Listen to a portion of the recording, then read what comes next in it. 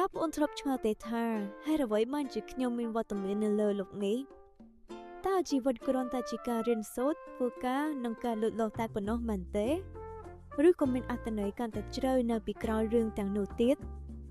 មនុស្សភាគច្រើនតែងតែស្វែងរកភាពជោគជ័យមិត្តភាពឬសមិទ្ធផលផ្សេងៗនៅក្នុងជីវិតប៉ុន្តែព្រះគម្ពីរបានបង្រៀនថាគោលបំណងនៃជីវិតរបស់យើងគឺមកពីព្រះអង្គយើងមិនត្រូវបានបង្កើតឡើងដោយចៃដន្យទេគ្រប់ជីវិតរបស់មនុស្សសុទ្ធតែមានគោលបំណងនិងតម្លៃពីព្រោះវាត្រូវបានច្នៃប្រឌិតឡើងដោយព្រះជាម្ចាស់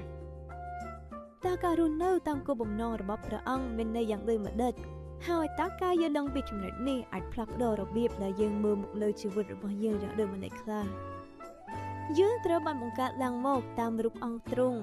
ដែលផ្ដល់ជីវិតរបស់យើងនូវតម្លៃកិត្តិយសនិងគោលបំណងយើងត្រូវបានបង្កើតមកដើម្បីឆ្លុះបញ្ចាំងពីលក្ខណៈសម្បត្តិរបស់ព្រះតាមរយៈការបង្ហាញពីក្តីស្រឡាញ់ភាពច្នៃប្រឌិតនិងការយកចិត្តទុកដាក់នេះបញ្ជាក់ថាវត្តមានយើងនៅលើលោកនេះផ្ទាល់គឺជាចម្លើយចំពោះសំណួរនេះយើងត្រូវបានបង្កើតឡើងដើម្បីធ្វើជាតំណាងរបស់ព្រះអង្គម្ចាស់និងរស់នៅក្នុងជីវិតដែលពោរពេញដោយគោលបំណងយើងត្រូវបានបង្កើតមកដើម្បីមានទំនាក់ទំនងជាមួយនឹងព្រះជាម្ចាស់ជីវិតមិនមែនគ្រាន់តែជាការរស់នៅឲ្យតែរួចមួយថ្ងៃនោះទេប៉ុន្តែវាគឺជាការស្គាល់ទ្រង់ការទុកចិត្តលើទ្រង់និងការស្រឡាញ់ទ្រង់នៅពេលដែលយើងកាន់តែជិតស្និទ្ធជាមួយព្រះអង្គយើងកាន់តែយល់ច្បាស់ពីខ្លួនឯងនិងមើលឃើញពីអត្ថន័យពិតនៃជីវិតនៅក្នុងជីវិតយើងតែងតែប្រឈមជាមួយនឹងបញ្ហាផ្សេងប៉ុន្តែគ្រាទាំងនោះជួយឲ្យយើងលូតលាស់និងក្លាយជាមនុស្សដែលព្រះបានបង្កើតមកទោះបីវាជារឿងពិបាកក៏ដោយការទុកចិត្តលើព្រះអនុញ្ញាតឲ្យយើងមើលឃើញថាជីវិតរបស់យើងគឺជាផ្នែកមួយនៃផែនការដ៏ធំហើយរាល់បទពិសោធន៍ទាំងអស់សុទ្ធតែមានគោលបំណង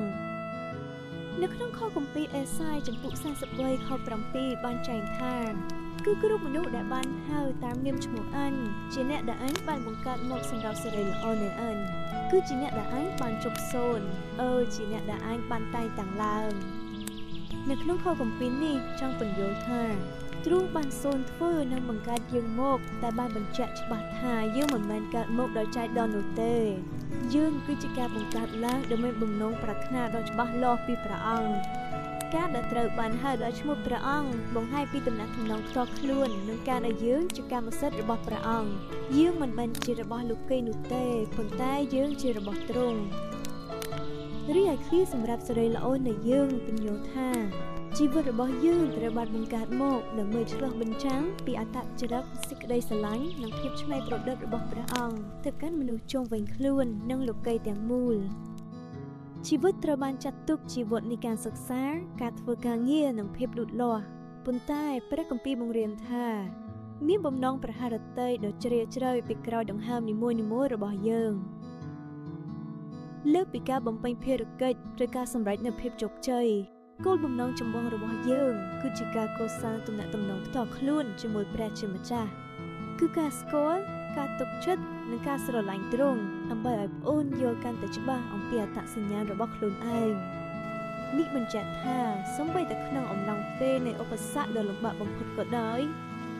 ប្អូនអាចស្វែងរកសេចក្តីសុខសាន្តបានដែរដោយដឹងថាប្អូនគឺជាផ្នែកមួយនៃផែនការដ៏ធំរបស់ព្រះអង្គសូមចងចាំថាអូនមិនមែនកើតមកដោយចៃដន្យនោះទេព្រះជាម្ចាស់បានបង្កើតយើងមកដោយមានបំណងយ៉ាងច្បាស់លាស់ដើម្បីឲ្យយើងបានស្គាល់ទ្រង់ដើម្បីឲ្យស្រឡាញ់អ្នកដទៃនិងដើម្បីបញ្ចេញពន្លឺរបស់ទ្រង់ទៅកាន់ពិភពលោកមិនថាមានរឿងអ្វីកើតឡើងក៏ដោយប្អូនគឺជាផ្នែកមួយនៃផែនការដ៏ធំហើយអស្ចារ្យរបស់ព្រះអង្គប្អូនអាចចំណាយពេលមួយបន្តិចដើម្បីអធិស្ឋានអរព្រគុណព្រះហើយបង្ហាញពីភាពអំណរគុណសម្រាប់ការបង្កើតដ៏អស្ចារ្យរបស់ព្រះអង្គម្ចាស់